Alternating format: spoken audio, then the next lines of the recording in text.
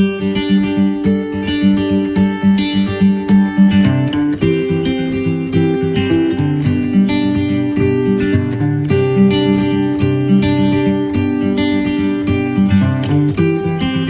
familia y amigos, bendiciones en el nombre poderoso de Jesús. Mi nombre es Elmer Arana, soy apologeta católico y miembro del movimiento misionero Juan 23.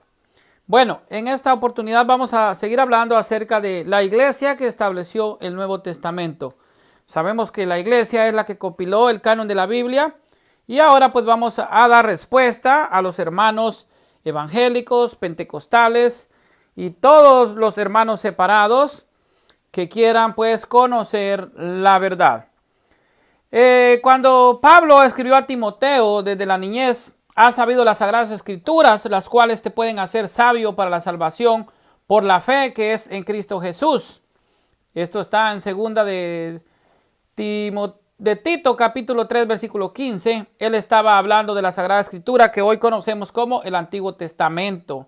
En ese tiempo todavía no se había escrito todos los libros del Nuevo Testamento. Entonces San Pablo ni siquiera sabía o se había puesto a pensar que sus cartas iban a formar parte de lo que era pues el Nuevo Testamento. Así que sabemos que hay pues 13 cartas paulinas en el Nuevo Testamento y Pablo ni siquiera se imaginaba que iban a formar parte del canon de la Biblia. Jesús no escribió pues ningún libro. Y si hubiera querido que la fe viniera por la lectura solamente, Él nos lo hubiera dicho. Sin poder leer, hubiera sido el requisito para la salvación. Habrían sido muchos los perdidos en la historia de la cristiandad. Porque hasta el siglo XX la lectura había sido privilegio de unos pocos. O sea, no todos podían leer. Jesús no mandó a sus discípulos a escribir algo, sino que les mandó a predicar la buena nueva, como nos dice Mateo capítulo 28, versículo 20.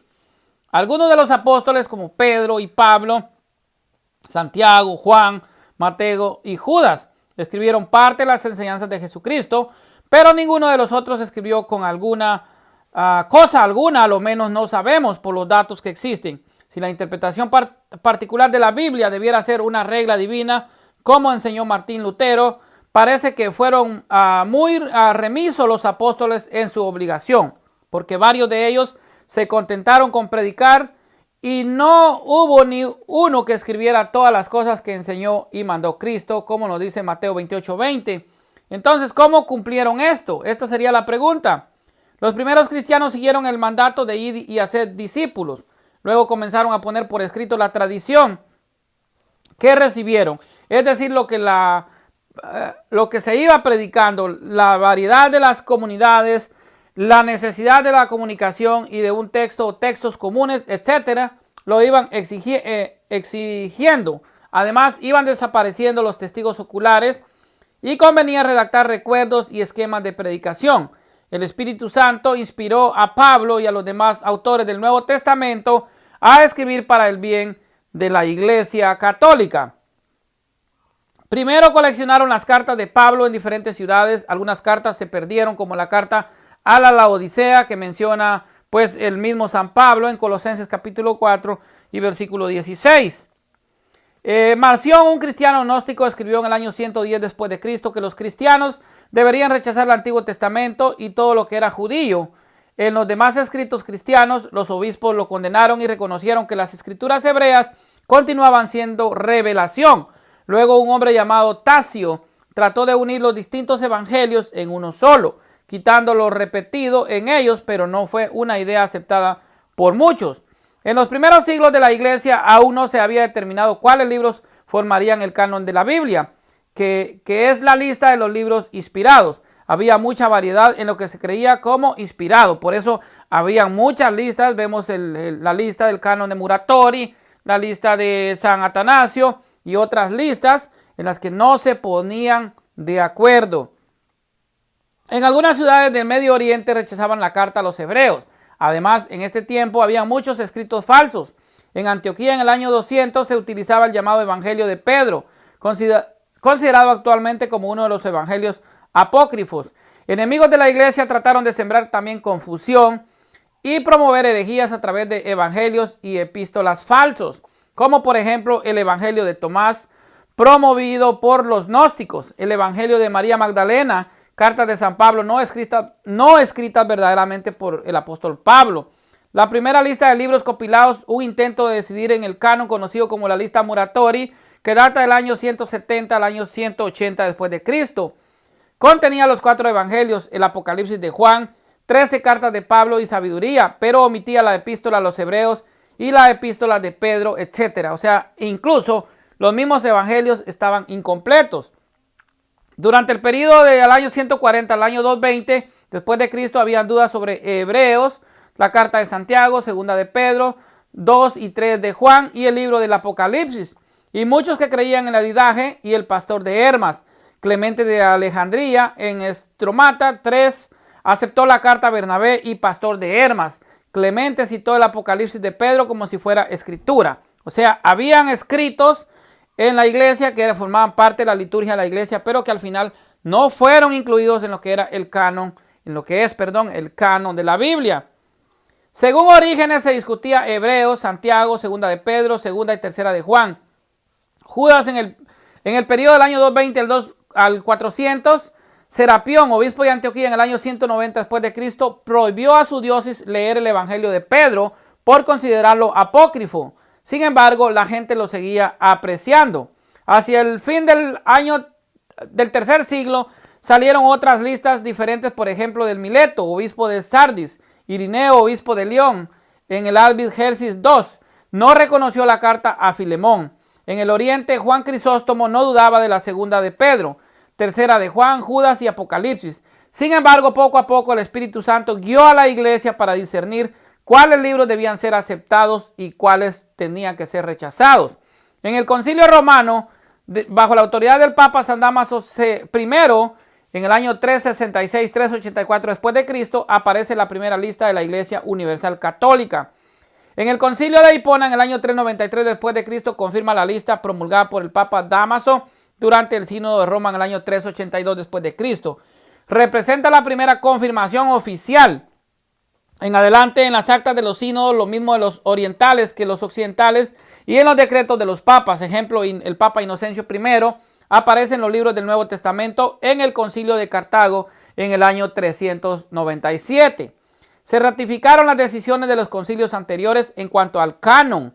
Aún se necesitó otro concilio en Cartago II el año 419, donde se ratifica nuevamente al concilio de Roma del año 382 para reafirmar el canon, porque realmente todavía había dudas sobre las cartas de Santiago, Judas y Hebreos.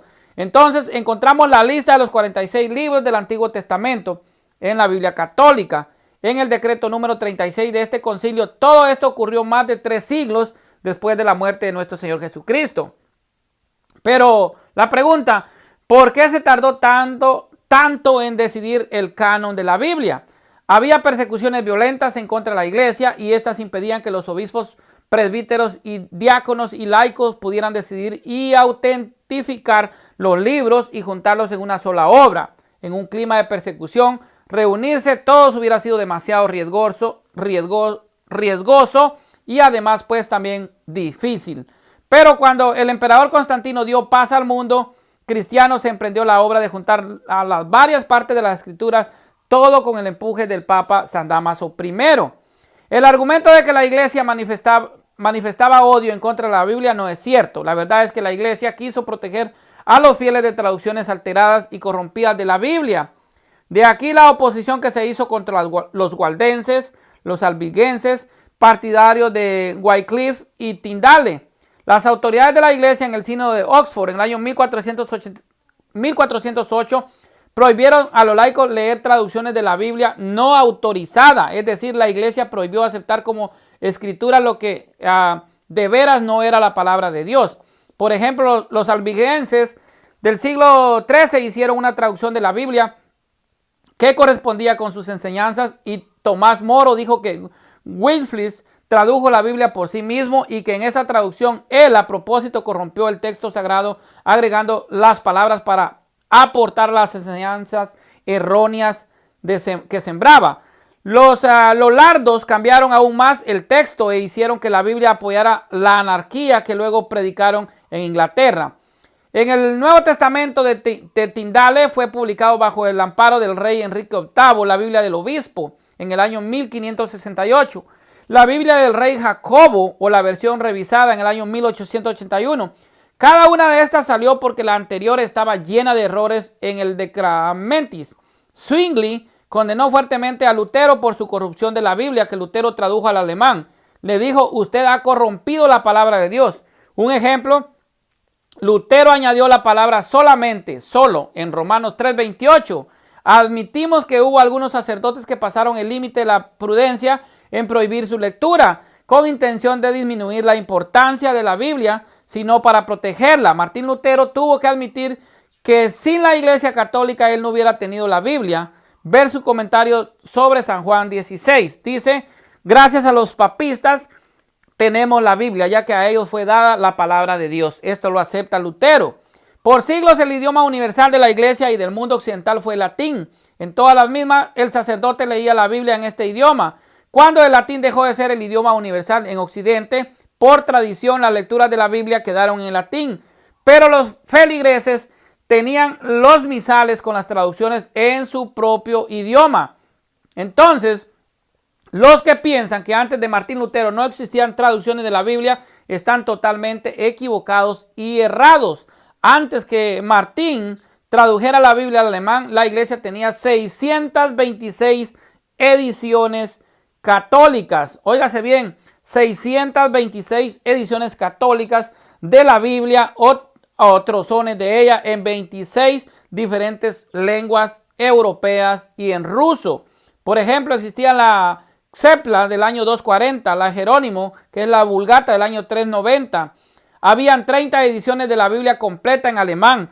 Antes de la versión de Lutero en el año 1534, habían ya 2. 9 antes de que él naciera, habían 62 ediciones de la Biblia en hebreo, autorizada por la Iglesia, 22 en griego, 20 en italiano, 26 en francés, 19 en flamenco, 12 en español, que son la Biblia alfonsina, que es la primera que se traduce al español, que es del el rey Alfonso el Sabio, en el año 1280, y también la Biblia de la Casa de Alba, que fue traducida en el año 1430.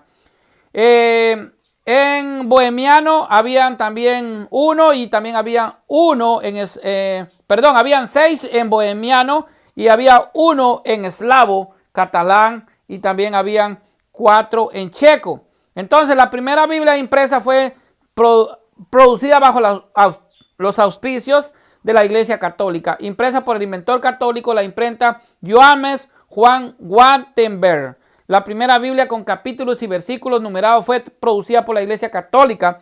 El trabajo de Esteban Langton, cardenal arzobispo de Canterbury, Inglaterra.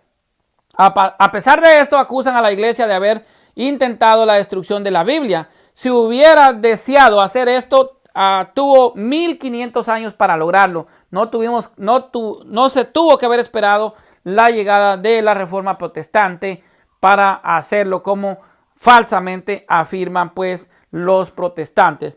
En todo el proceso de completar el canon de la lista de los libros del Nuevo Testamento, entendemos mejor que fue la Biblia la que salió de la Iglesia y no la Iglesia de la Biblia. Por eso es de que la Biblia es un libro sagrado de nuestra Iglesia, porque nace de las entrañas de la Iglesia Católica, no como muchas sectas protestantes que nacen de la Biblia. Aquí es al contrario, la Biblia nace de la Iglesia y por eso la Biblia es un libro sagrado de nuestra Santa Madre Iglesia Católica. Por eso verdaderamente no hay separación entre Biblia y tradición. La Biblia forma parte de la tradición de la Iglesia Católica porque la Biblia nace de la tradición de la Iglesia. Bueno, con esto termino para aclararle a muchos que realmente pues viven engañados y siguen diciendo que la Iglesia pues no recopiló la Biblia, que no compiló el canon de la Biblia y que no se le debe nada a la Iglesia. Ahora en este video yo les confirmo que la Biblia es un libro sagrado de nuestra Santa Madre Iglesia Católica. Y los protestantes agarran la Biblia para atacar a nuestra Santa Madre Iglesia, ignorando que la Biblia es 100% católica. Principalmente el Nuevo Testamento es 100% católico. Así que los hermanitos separados, como decía el padre Amatuli, quieren la leche, aman la leche, pero odian la vaca. Así están ellos. Quieren la leche, pero odian la vaca. La Biblia es un libro sagrado de nuestra Santa Madre Iglesia Católica. Bendiciones para todos en el nombre poderoso de nuestro Señor Jesucristo. Amén.